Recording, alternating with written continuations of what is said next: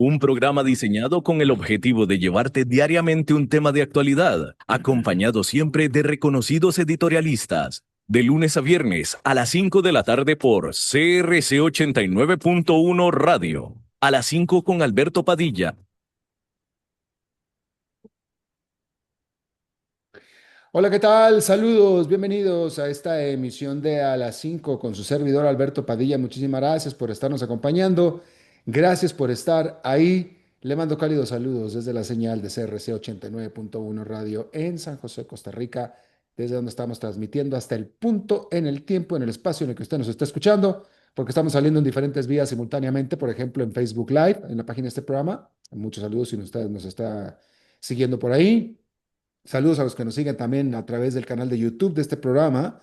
Lo mismo que en podcast, estamos en las diferentes plataformas disponibles, como en Spotify, Apple Podcast, Google Podcast y otras cinco importantes más.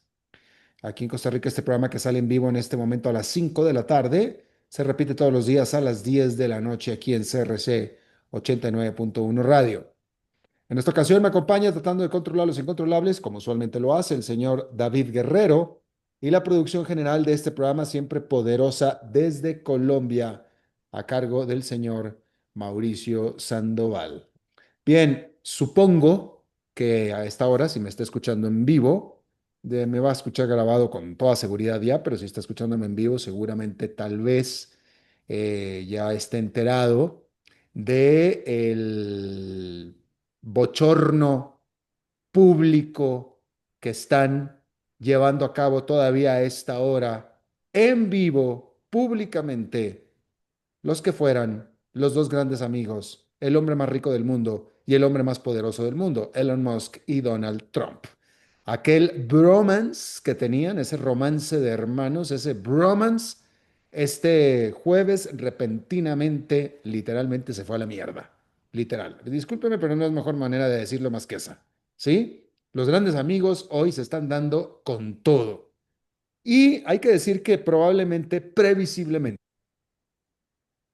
yo recuerdo, no fue un análisis mío, porque no lo fue, pero yo recuerdo a principios de cuando este presidente era todavía presidente electo y cuando se supo que Elon Musk iba a jugar un papel eh, preponderante en la administración de Trump, que, que en ese momento yo creo que no se pensaba qué tan preponderante iba a ser. O sea, sabía que era importante, pero yo creo que ajá, todo el mundo se quedó corto. Pero recuerdo que algún analista importante dijo, estos tipos van a terminar mal. No hay manera como vayan a terminar bien al final. Podrán trabajar juntos un rato, pero al final van a terminar mal. Me acuerdo muy bien alguien que dijo al respecto de eso.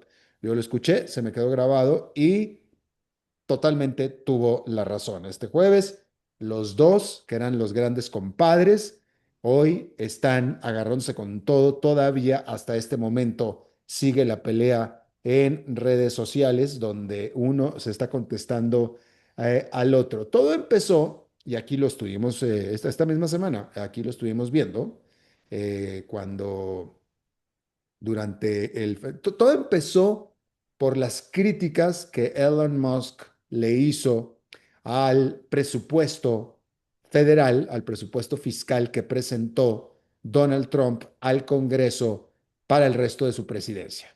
¿Sí? Donald Trump dio su plan presupuestal de cuánto dinero iba a necesitar y en qué lo iba a utilizar para los 4 años o los 3 años y medio de su periodo presidencial que tiene o que le restan.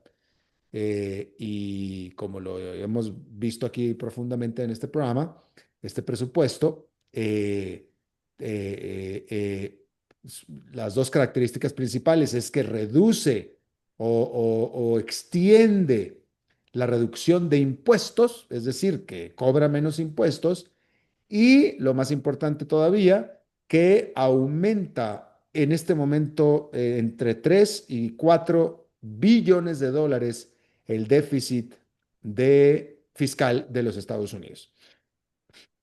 De tal manera que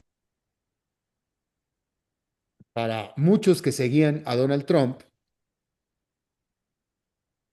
y bueno, no nada más era que los que lo seguían, o sea, es decir, existe un consenso de que Estados Unidos lo que debería estar haciendo es reducir el déficit fiscal, ciertamente no aumentarlo. Y Donald Trump llega a la presidencia con esta promesa precisamente de eficientar el gobierno para tratar de balancear las cuentas o reducir el déficit fiscal, que es para lo que trajo Donald Trump a Elon Musk a establecer la famosa Oficina de Eficiencia Gubernamental, famoso DOGE. Y Elon Musk ahí se pasó los 6 meses que se pasó despidiendo gente y cerrando dependencias de manera brutal. Tan brutal que le afectó, de hecho, a sus propios negocios, ¿sí? Pero esa es la naturaleza de lo que estaba haciendo Elon Musk en el gobierno de Donald Trump. Todo lo que hizo Elon Musk era para tratar de que el gobierno fuera más eficiente en sus finanzas. Entonces viene Donald Trump y saca ese presupuesto totalmente inflado en términos de déficit fiscal, que no es tanto que Elon Musk lo criticara, porque no fue tanto así, simplemente señaló lo que es cierto, ¿sí? Entonces, en una primera intervención, que lo hizo con una sonrisa en la boca, por cierto, Elon Musk durante el fin de semana en una entrevista dijo, porque cuando lo presentó Donald Trump, dijo que este presupuesto era grandioso o grande. La traducción literal es grande y hermoso. Grande y hermoso, su grande y hermoso presupuesto. Elon Musk lo único que dijo fue, un presupuesto no puede ser grande y hermoso al mismo tiempo. Eso, grande o hermoso. Este es grande, pero no es hermoso. Fue lo primero que dijo. 2 días después, Elon Musk volvió a criticar al presupuesto y dijo que era una abominación, una terrible abominación. Pero pues es la verdad, pues es que esa es la verdad. Donald Trump, que no se le puede tocar con el pétalo de una crítica, ¿verdad? Se quedó callado, no dijo nada, hasta el día de hoy, hasta el día de hoy, que dijo que estaba decepcionado, esa fue la palabra que utilizó, que estaba decepcionado o frustrado con las críticas de Elon Musk, y ahí empezó todo. Hay que decir, me parece a mí, o sea, conociendo y siguiendo más a Donald Trump que lo que he seguido a Elon Musk, y viendo cómo Donald Trump pierde el control o se desata contra un enemigo, contra alguien que le cae mal o contra alguien que viene contra él, Donald Trump va contra todo, contra esa persona, como usted sabe. Él es implacable, ¿sí? Y si usted le pega a Donald Trump con una piedra, Donald Trump regresa con un cañón. Usted sabe cómo es, usted sabe perfectamente cómo es, ¿sí? Esto apenas está empezando, esto lleva 3 horas en esta tarde. Vamos a ver cómo termina. No puede terminar bien y vamos a ver cuándo termina. Pero en lo personal, yo estoy viendo a un Donald Trump que se ha contenido bastante hasta ahorita. No se ha vuelto loco, no se ha ido contra Musk con todo. En cambio, Musk sí, Musk ese sí se volvió loco. Musk ese sí le aventó y le está aventando de todo a Donald Trump como si nunca hubieran sido amigos. Eh, eh, Simplemente Elon Musk no, vaya, es que estamos hablando de un par de, discúlpeme el machismo, pero es como se dice en Latinoamérica, estamos hablando de un par de nenas. Y mire que no estoy diciendo un par de mujeres, estoy diciendo un par de nenas, un par de niñas, un par de niñas, eso es lo que estamos viendo. Porque, de nuevo, Elon Musk, o sea, es que, o sea, la verdad es que el paquete o el presupuesto era bastante criticable y muy entendible que se critique. Es más, lo criticó tanto Elon Musk, o tan criticable es el paquete, mejor dicho. El presupuesto es tan criticable que sí, es cierto, mi querido Andrés, tienes toda la razón. Eso es un buen punto también. Acá me están indicando que estos fueron amigos de conveniencia. Absolutamente, absolutamente fueron amigos de conveniencia, totalmente, ¿no? Lo mismo pues yo creo que todos los amigos que tiene Elon Musk son amigos de conveniencia, ¿no? Y estos son amigos de conveniencia. Pero estábamos comentando que eh, el presupuesto es tan difícil de tragar. Es más, es tan difícil de aprobar. Literalmente es tan difícil de aprobar precisamente por cómo viene el presupuesto que la Cámara Baja, la Cámara de Representantes de los Estados Unidos, que es dominada por los republicanos, y usted sabe quién domina a los republicanos, ¿verdad? Los domina Donald Trump, totalmente. Bueno, pues esa Cámara Baja, que es dominada por los republicanos, ahí este paquete presupuestal fue aprobado por solamente un voto de diferencia. Solamente un voto de diferencia. Eso quiere decir que un buen montón de los mismos correligionarios de Donald Trump no lo aprobaron, porque es inaprobable, es reprobable literalmente. ¿Sí? Y no se espera, de hecho, que vaya a ser aprobado por el Senado, precisamente porque es reprobable literal. Entonces, Elon Musk lo reprobó. Pues es que eso fue lo que hizo Elon Musk. Eso es por un lado.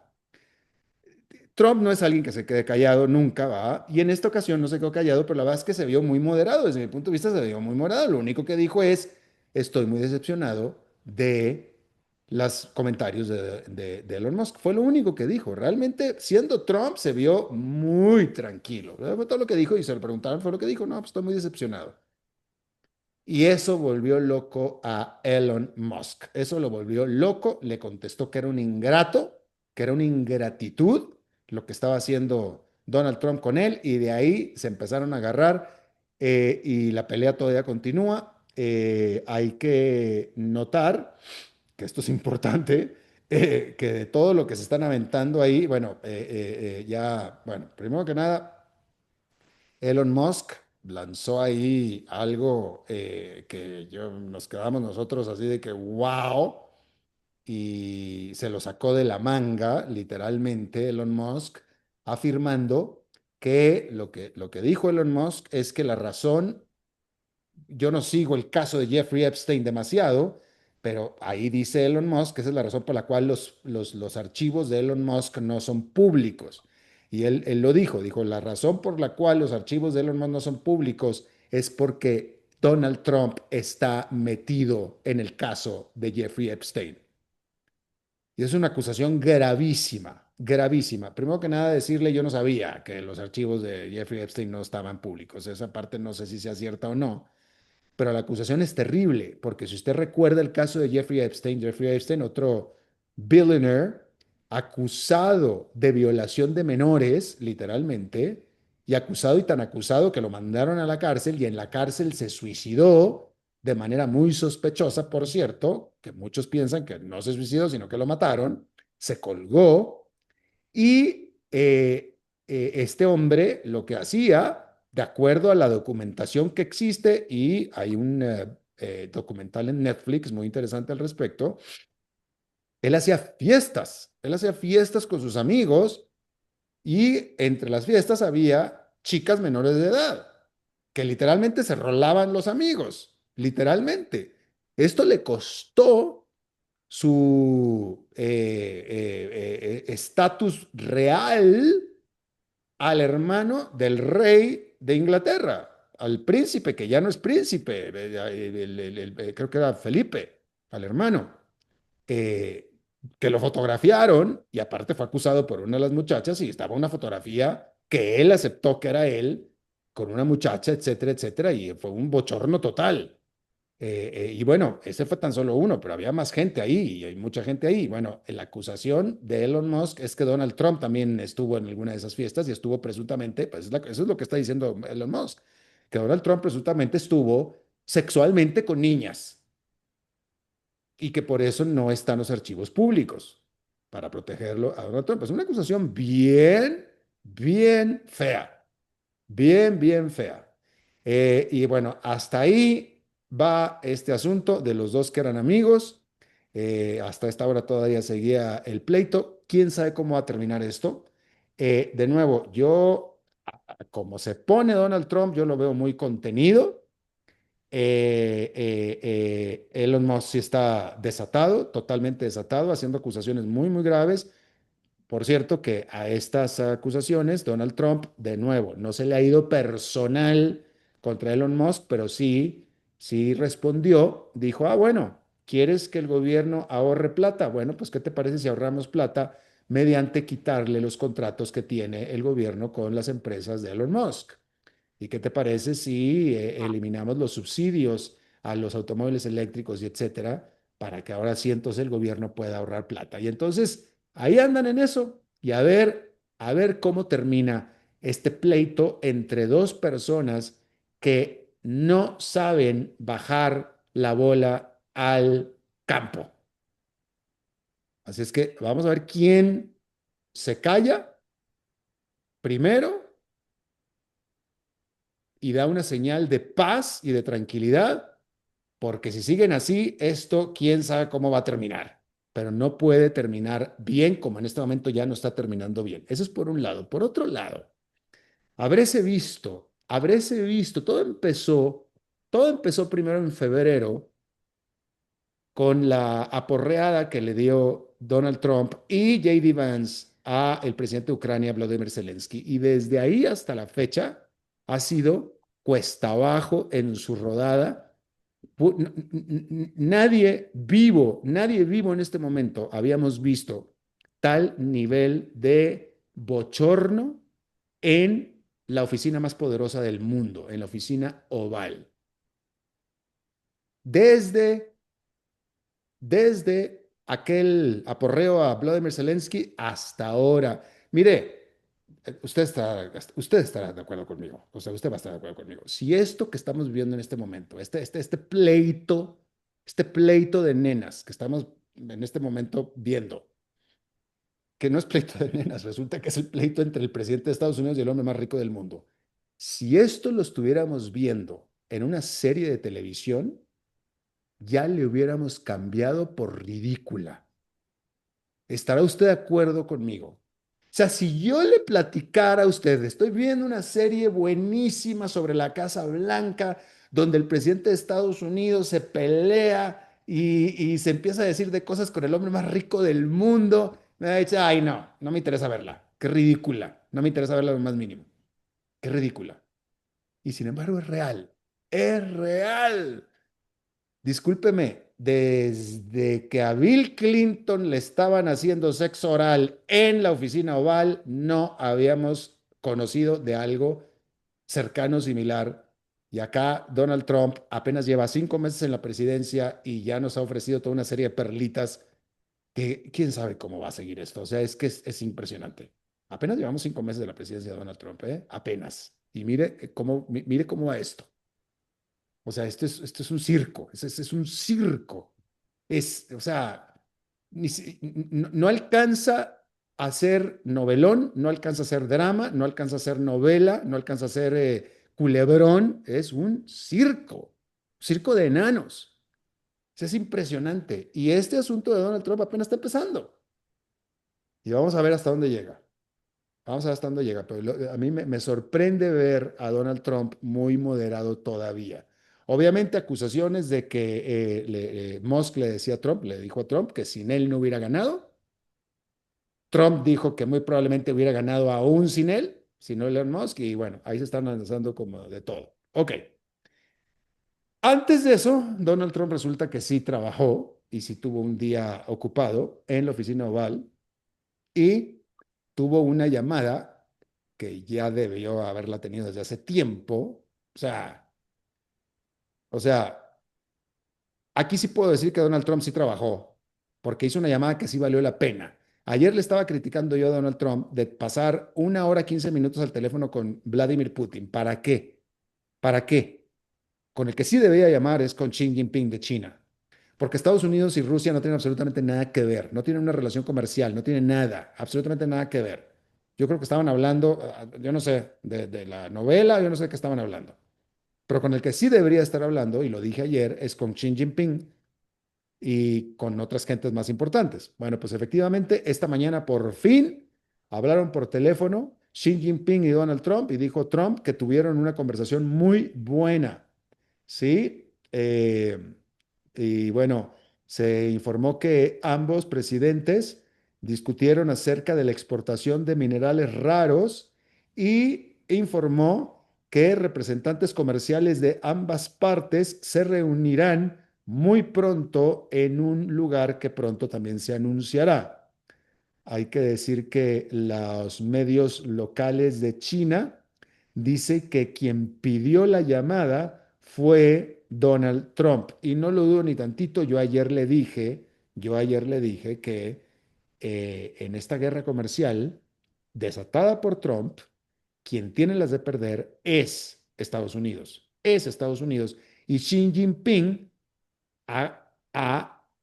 es el único presidente que ha tomado esa posición en el sentido de que, a ver, tú solito te enojaste, tú solito estás haciendo el cuento, tú solito quieres hacer una guerra, pues tú solito la resuelves. Y yo no voy a hablar contigo. Y Xi Jinping en algún momento dijo, yo no negocio con bullies. Y entonces, y ayer mismo le informé que Donald Trump había dicho que Xi Jinping era una persona con la que era muy difícil llegar a un acuerdo. Claro, porque no le daba bola, porque no le daba la más mínima bola. No, o sea, es decir, no respondió al buleador, porque lo que Donald Trump hace es apabullarte, ¿no? Impresionarte, dejarte pasmado y que pidas paz. Y Xi Jinping simplemente se cruzó de brazos y le quedó viendo. Es todo lo que hizo, que es lo que se le hace a un bully. Y entonces Trump se quedó helado congelado porque no reaccionó a mis buleadas, ¿va? Y entonces aquí dice la prensa china que Donald Trump fue el que pidió la llamada y yo no lo dudo ni tantito. Totalmente no lo dudo ni tantito. Para nada.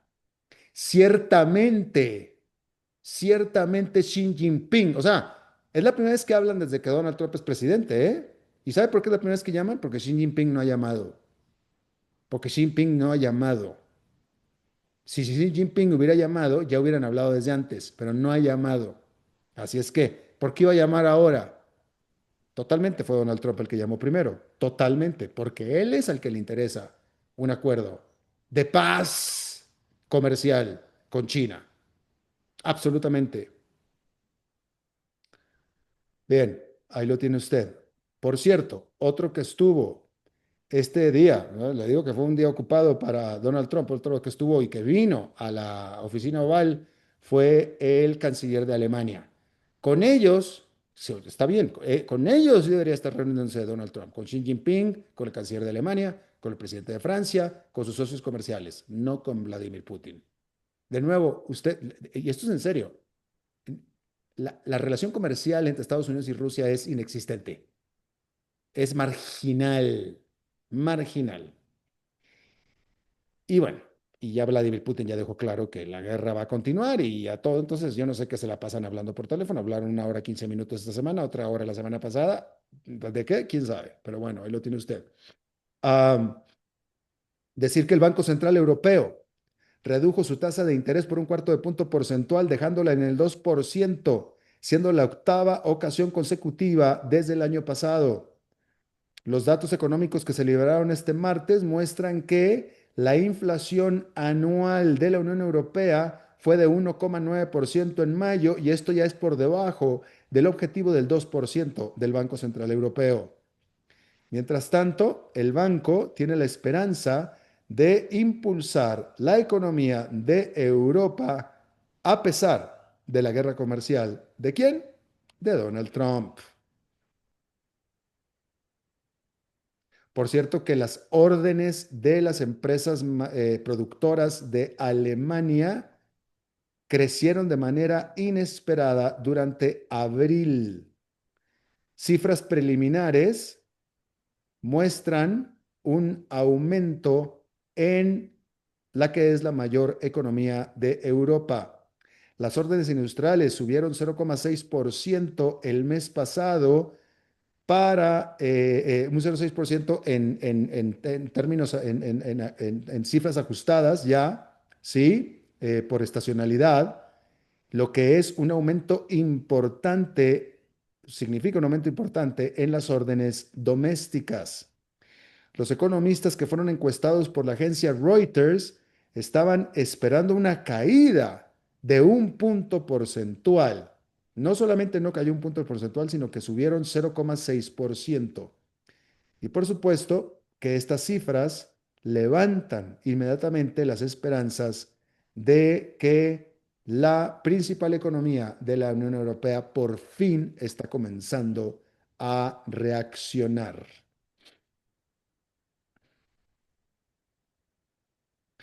Procter Gamble, esta gigante de productos de consumo, dijo que eliminará el 15% de su planta laboral no manufacturera.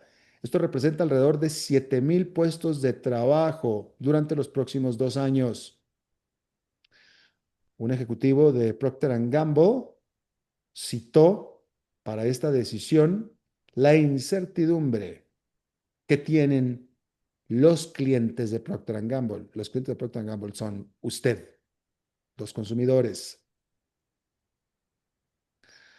Procter Gamble produce marcas icónicas como Pampers y Tide, entre otras más, y también avisó que sí o sí va a tener que aumentar precios en algunos de sus productos para mitigar el impacto del aumento de los precios que ellos tienen que pagar a sus proveedores.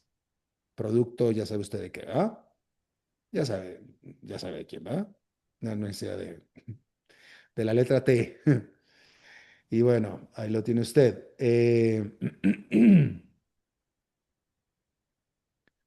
A ver, ¿qué más le iba a mencionar? Bueno, por cierto, decir que cuando en este pleito, en esta bronca de nenas, em, cuando Donald Trump mencionó que probablemente el gobierno debería de eliminar y cancelar los contratos que tiene con las empresas de Elon Musk, las acciones de Tesla se desplomaron un 15%, por cierto.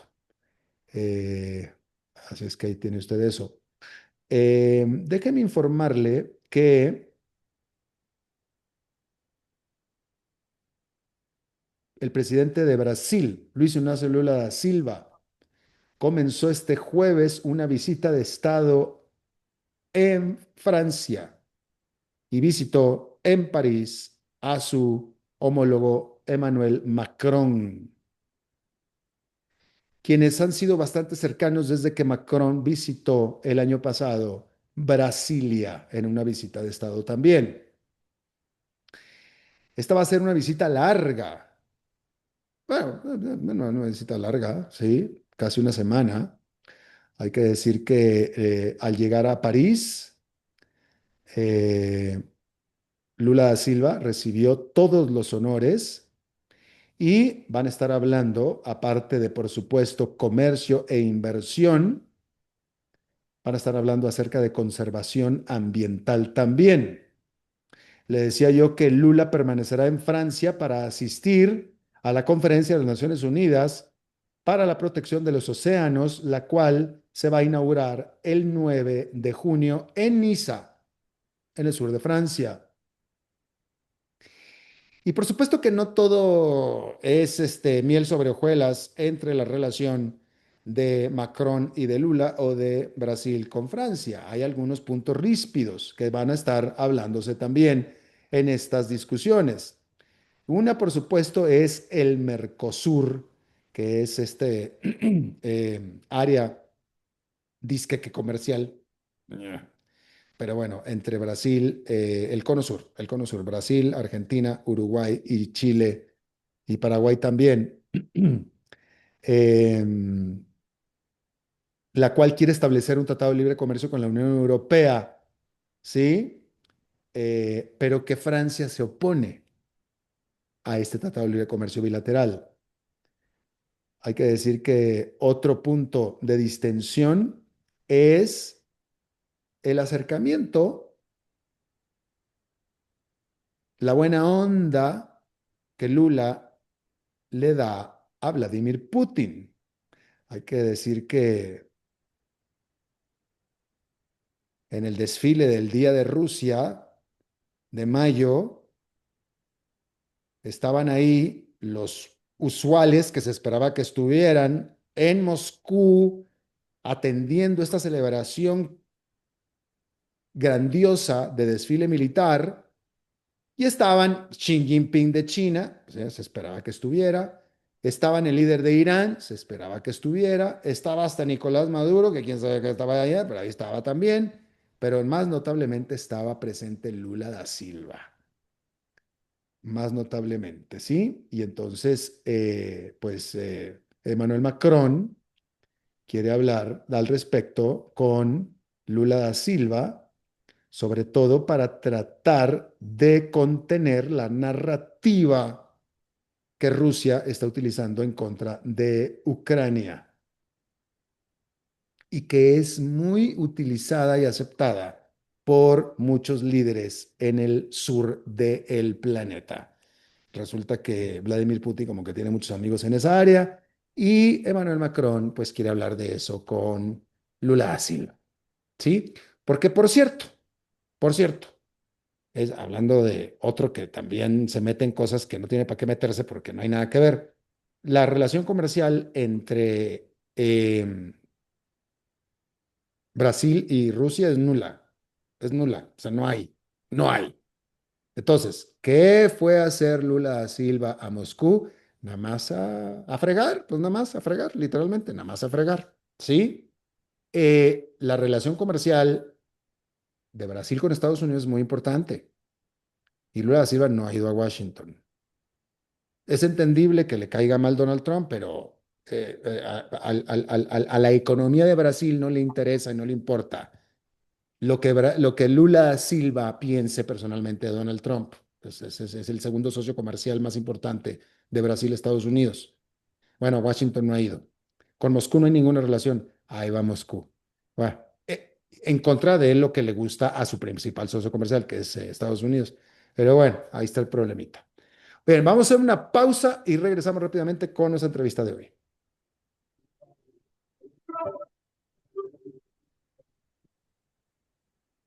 Continuamos escuchando a las 5 con Alberto Padilla.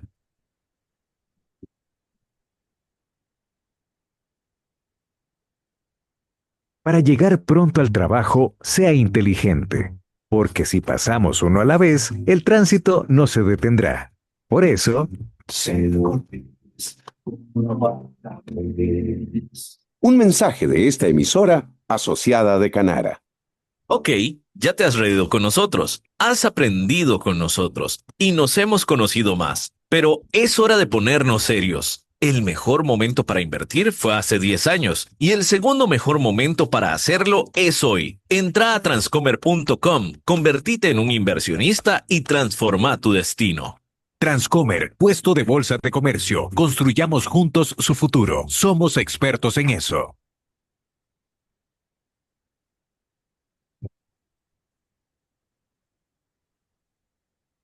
Continuamos escuchando a las 5 con Alberto Padilla. Muchísimas gracias por continuar con nosotros. Vamos a hablar de la situación que está sucediendo en este momento en Cuba, donde se están reportando paros y marchas de estudiantes.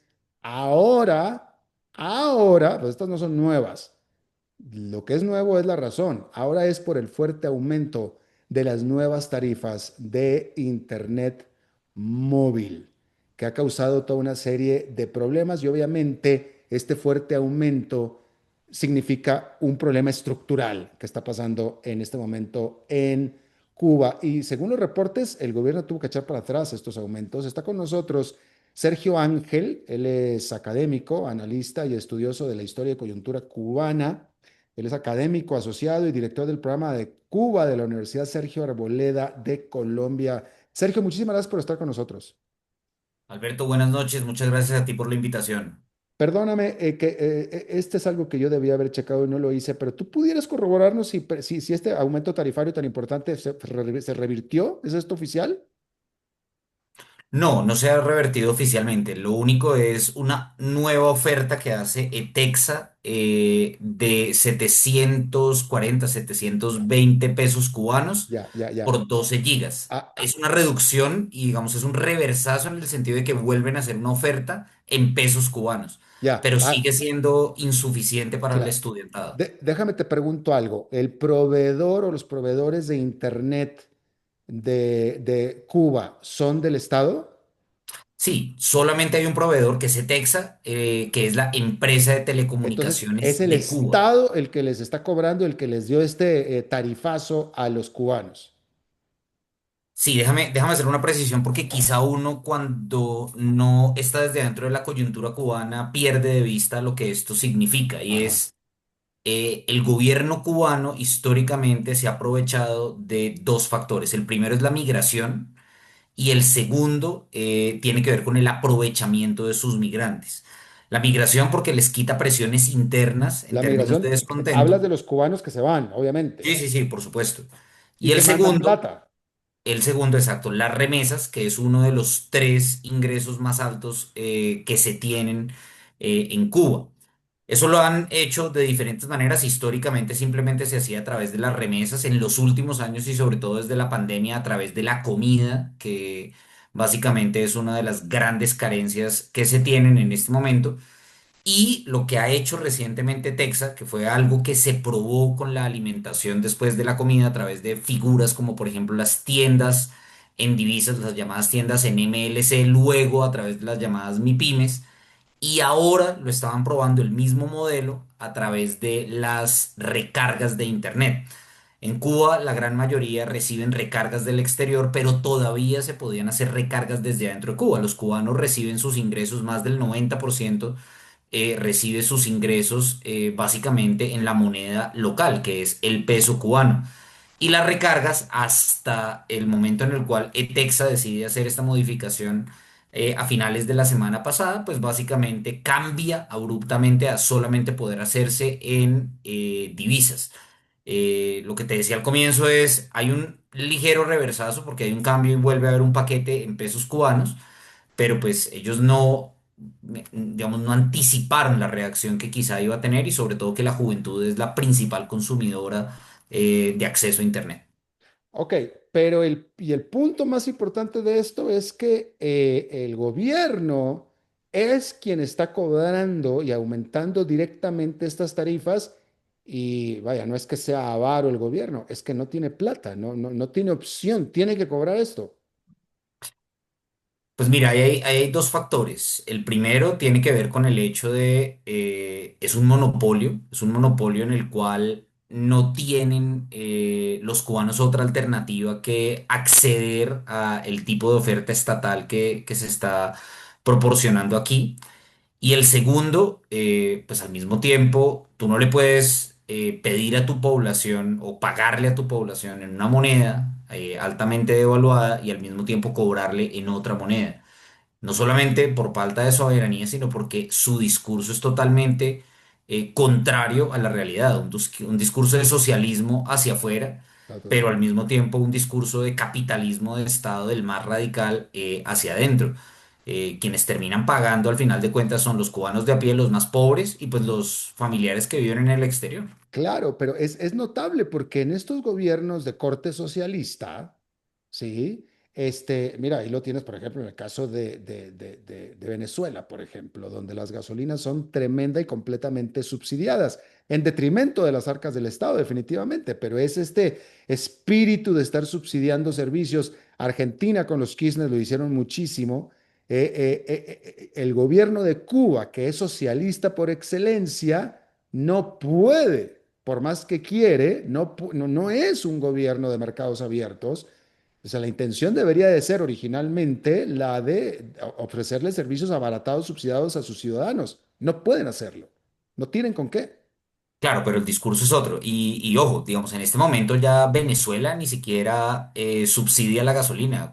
Venezuela tiene las mayores reservas petroleras del mundo y en este momento sus ciudadanos sí, aún con colas, están pagando gasolina a precios internacionales.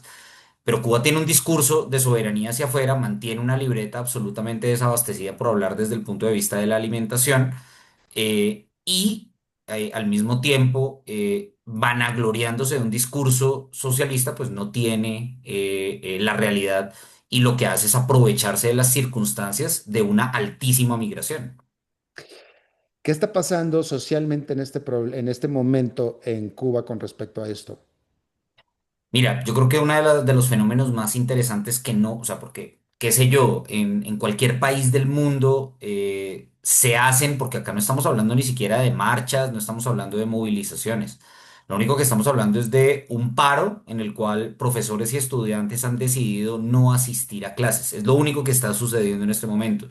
Pero es un hecho absolutamente sin precedentes desde la llegada de la revolución. No hay algún precedente similar en el cual estudiantes y profesores hayan suspendido sus clases y muchas cosas han pasado. Hay un proyecto que es el Observatorio de Libertad Académica de Cuba, que ha documentado en casi 50 informes que la educación cubana ha desarrollado como una política de Estado la persecución política e ideológica de su comunidad académica. Y nunca en estos más de 60 años habíamos tenido un parón de características similar. Lo único que ha logrado esto es básicamente el incremento exacerbado de las tarifas en los costos de acceso a Internet.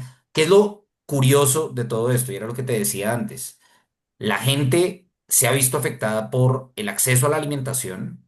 Después de la pandemia, ¿qué hicieron? Se dolarizó todo el proceso a través de la llamada tarea de ordenamiento. Nadie se levantó. Hubo incomodidad, molestia, etcétera. Se produjeron las manifestaciones del 11 de julio, por supuesto, por las enormes carencias.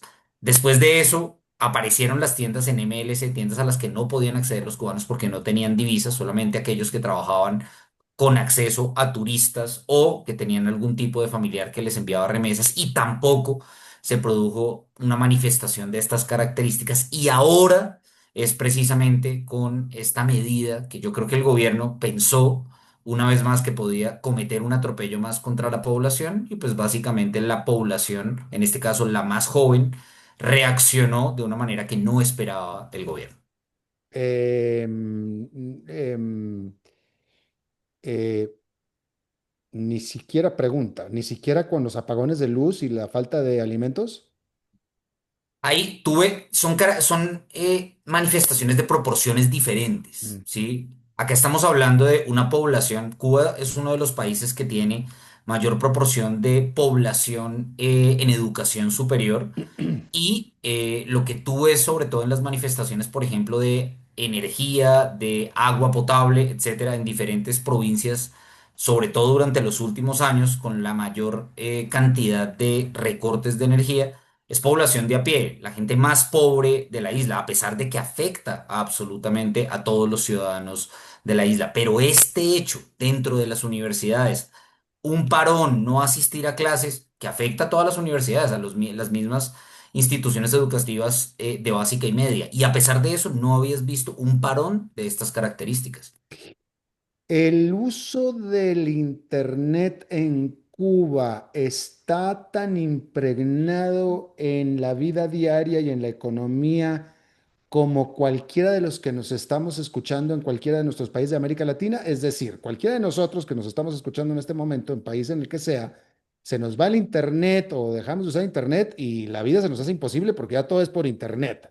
Las comunicaciones, la comunicación con el trabajo, el trabajar mismo, etcétera. ¿Sucede lo mismo en Cuba también? Sin duda, O es más para navegar, una cosa más básica? No, no, no. Yo creo que en términos generales funciona de maneras muy similares, pero ciertamente la tasa de pobreza es muchísimo más alta en Cuba. La alfabetización digital es muchísimo más baja dentro de Cuba y por supuesto dentro de Cuba hay un montón de páginas bloqueadas directamente por el gobierno. Sin embargo, han aparecido un montón de emprendimientos. Como te decía antes, las MIPIMES hay de diferentes tipos. Por ejemplo, si bien por ejemplo dentro de Cuba no puede haber una aplicación como Uber, hay alternativas similares de movilidad Mm, dentro de la isla. Puedes, por ejemplo, a través de compras por internet acceder al mercado negro y comprar productos que no consigues en la canasta básica. mm. Y todo esto lo puedes hacer directamente a través de internet. Mucho del funcionamiento y de las grandes carencias que se ven, por ejemplo, en los mercados estatales, se ven suplidos a través de grupos y redes sociales. Una de las cosas bien interesantes tiene que ver sobre todo con el consumo de redes sociales. El hecho de que, por ejemplo, hayan desaprovisionamientos se comenta a través de grupos de Telegram. Hay diferentes manifestaciones o grupos a través de los cuales los diferentes vecinos pueden hablar, en donde van a decir, por ejemplo, que hay pollo, llegó el pollo, no hay pollo, etcétera, o diferentes tipos de productos de la canasta. Entonces, sobre todo las redes sociales son de muy buen movimiento, y hay diferentes tipos de emprendimientos que terminan emulando prácticas muy similares de lo que podríamos vivir en cualquier otro país. Ya. Y hasta ahora la respuesta de las autoridades ha sido tratar de ajustar las tarifas a la baja, tratar de ayudar, no han brutalizado el asunto todavía. No, lo hicieron. Digamos, la decisión inicial fue convertir todos los planes de acceso a través de divisas. Pero para que te hagas una idea, si un salario mínimo está en 2.100 pesos, y esos 2.100 pesos a una tasa de $3, obviamente muchos de los cubanos terminan ganándose alrededor de 4.000, 5.000 pesos, pero si nos atenemos a ese salario mínimo de unos 2.100, pues básicamente estás hablando de unos 7 a $20 en el mayor de los casos, y una recarga desde el exterior puede estar alrededor de los mismos $20. Es decir, una persona tendría que destinar todos sus ingresos, Mm. además de que los recibe en pesos cubanos, para poder hacer una recarga de internet. Perdóname, te interrumpí?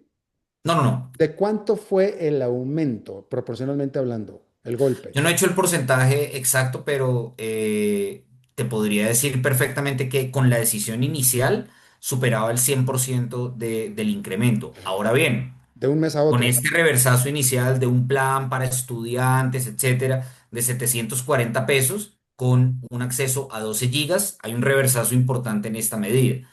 Sin embargo, y ahí es donde te digo que es un fenómeno interesante, no vuelve a las condiciones iniciales, y los estudiantes siguen incómodos con esta misma decisión y están presionando por un cambio y por un diálogo mucho más fluido con la empresa de telecomunicaciones. Eh, Bueno, Acá hay una cosa importante que decir, y es: en Cuba, cualquier tipo de manifestación no acatada por el Estado es ilegal. claro, Acuérdense de las manifestaciones del 11 de julio. claro. Producto de esas manifestaciones, más de 1.000 personas terminaron presas y terminaron siendo juzgadas por delitos como, y esto lo ha documentado ampliamente Prisoners Defenders, por ejemplo, hay condenas absolutamente ridículas de manifestantes que terminaron siendo condenados con el argumento de que la piedra olía a manifestante. La piedra arrojada por el manifestante olía a manifestante. Literalmente lo encuentras en las sentencias. Esto por un fenómeno muy particular, y es: en Cuba hay un fenómeno que se conoce como la autonomofobia de Estado. Es decir, el Estado cubano no permite ninguna manifestación por fuera del Estado. Solamente pueden existir expresiones desde el Estado. Entonces, toda organización siempre tiene que ser totalmente cooptada desde el Estado. Aún en esas circunstancias y en una universidad que no permite un espacio alternativo de organización, hay este tipo de manifestaciones. Yo creo que eso es lo inédito y lo realmente inusual de lo que está sucediendo en este momento. Y las Claro. demandas, por supuesto. Claro, y bueno, yo creo que no es necesario batallar mucho para entender que si a usted que nos escucha, le suben, la empresa que le provee el Internet, le sube su mensualidad en un 100% de un mes a otro, clarísimamente hay un problema muy grave con esa empresa. Si esa empresa es el Estado, hay un problema muy grave con ese Estado, definitivamente. Sergio Ángel, académico, analista y estudioso de Cuba, profesor asociado y director del programa de Cuba de la Universidad de Sergio Arboleda de Colombia. Te agradezco muchísimo tu buena disposición a charlar con nosotros. Alberto, a ti muchas gracias por la invitación, y éxitos y buena noche. Gracias, hasta la próxima. Y bueno, siendo jueves, y qué bueno que nos tocó este jueves, platicar con nuestro buen amigo, cerrar este programa con el segmento de nuestro buen amigo, comunicador, polemista, excelente analista también, conversador, el señor Dado, el señor enfadado. ¿Cómo está usted, señor Dado? eh, asombrado, azorado con este bolonqui entre Donald Trump, To- to- Elon Musk, todo el mundo se está preguntando cuándo usted se va a pelear con Donald Trump también. no creo que me pelee con Donald Trump. pero mucho menos con Elon Musk.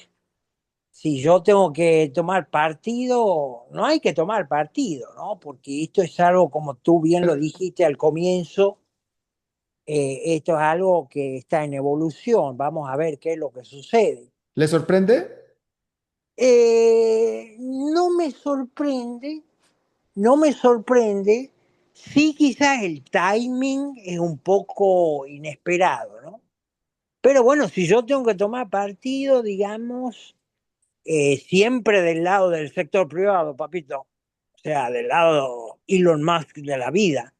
Pero Eh, eso en lo personal.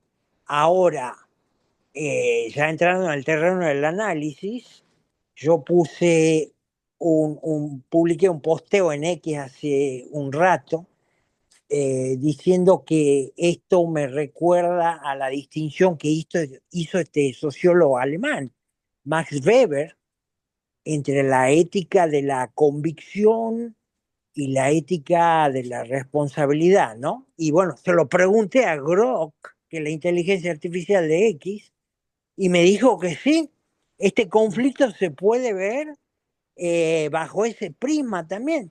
En la política, concretamente, la ética de la convicción es abrazada por aquellos que no ceden un ápice precisamente en sus convicciones, en sus principios morales, claramente representada esta ética de la convicción por Elon Musk.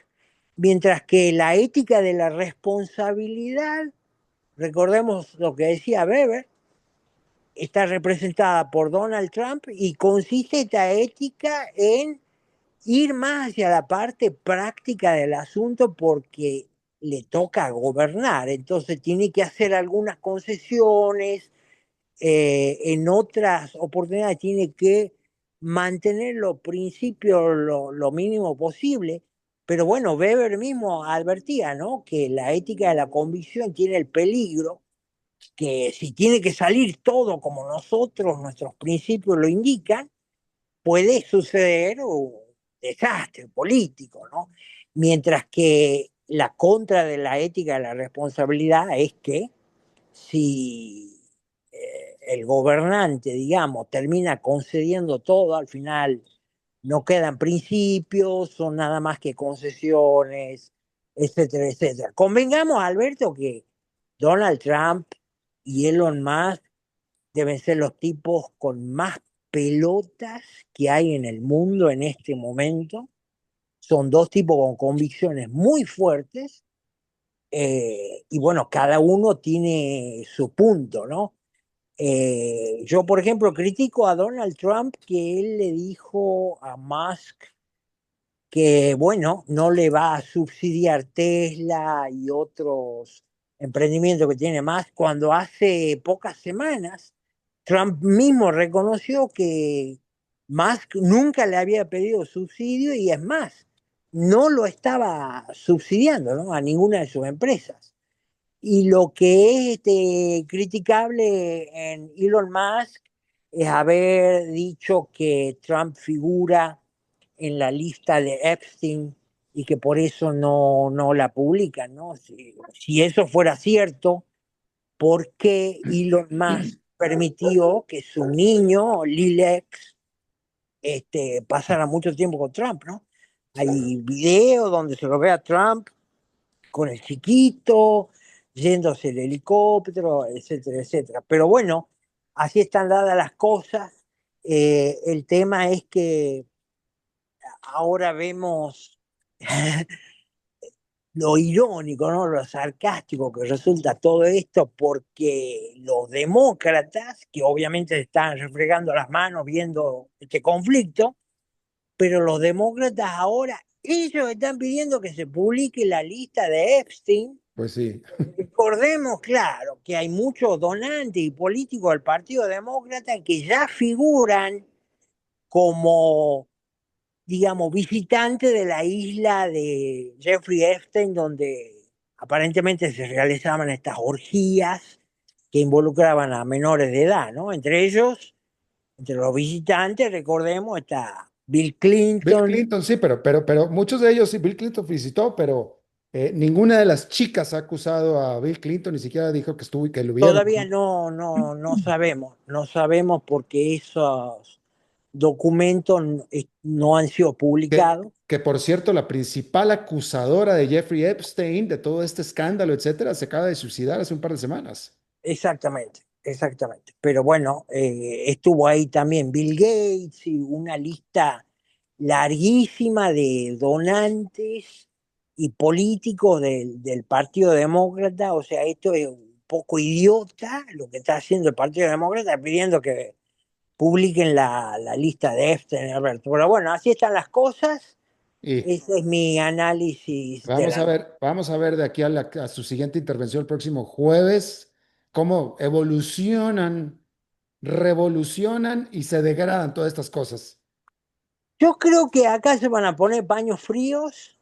Vuelvo a decir que acá son tipos muy temperamentales, con un carácter muy fuerte y con ambos con pelotas. Bueno, no te olvides que a Trump lo intentaron asesinar, se comió un balazo casi, y en el caso de Elon Musk, que el tipo se metió con todo, compró X, antes era Twitter, restauró la libertad de expresión en esa red social y perdió muchísimo dinero, pero muchísimo dinero al involucrarse, digamos, en la campaña de Donald Trump, ¿no?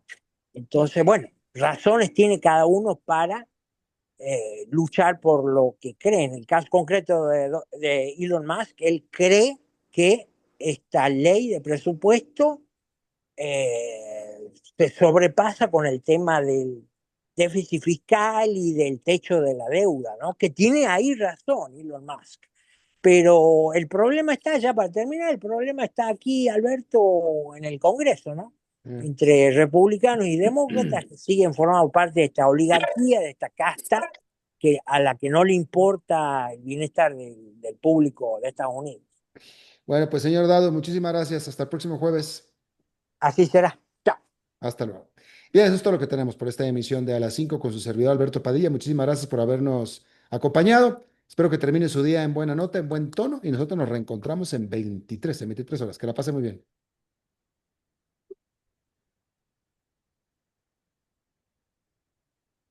Concluye a las 5 con Alberto Padilla, un programa diseñado con el objetivo de llevarte diariamente un tema de actualidad, acompañado siempre de reconocidos editorialistas, de lunes a viernes a las 5 de la tarde por CRC 89.1 Radio. A las 5 con Alberto Padilla.